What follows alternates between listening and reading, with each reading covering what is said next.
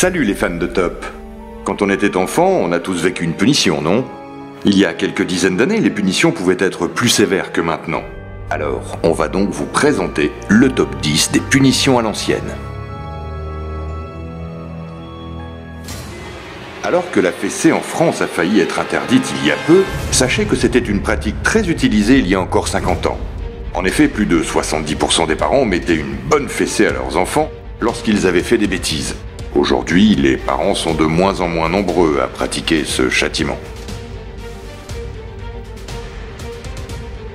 Passons au numéro 2 de ce top avec la punition de la copie. En effet, on a tous été très nombreux à dire des insanités ou faire des bêtises à l'école ou devant nos parents.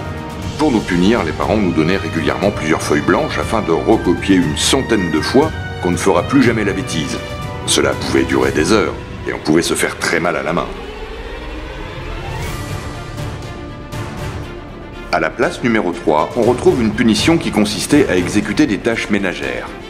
En effet, c'est une façon pour les adolescents de prendre leurs responsabilités.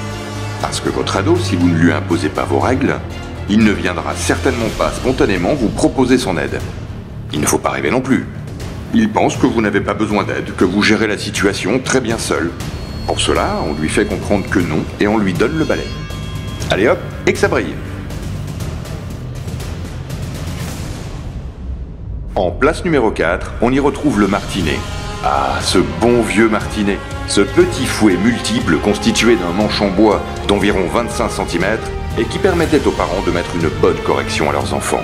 Avec ses dizaines de lanières en cuir, cet instrument de châtiment corporel, très prisé par Catwoman, a fait des ravages. Néanmoins, l'usage du martinet pour fesser les enfants est cependant non autorisé en France et peut être assimilé à de la violence. Vous êtes un terrible petit geek?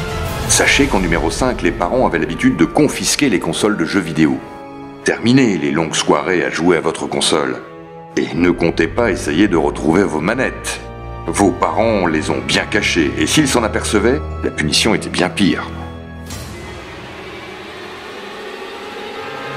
Passons alors à la 6e place de ce top avec une tradition qui peut encore se retrouver aujourd'hui.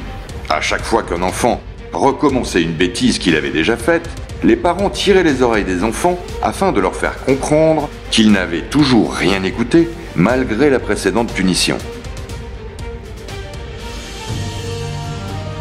En 7e position, vous n'avez peut-être pas connu le coco, mais c'était une pratique où les parents avec le poing fermé venaient toquer au sommet de votre crâne. Ils le faisaient pour vérifier la tonalité de votre cavité cérébrale.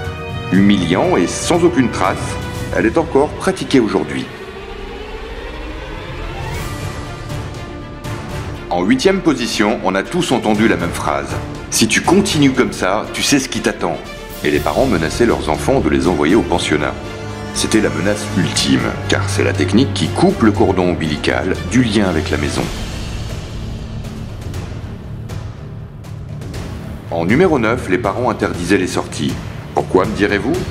Parce que les enfants à l'époque adoraient sortir dehors afin de respirer le grand air.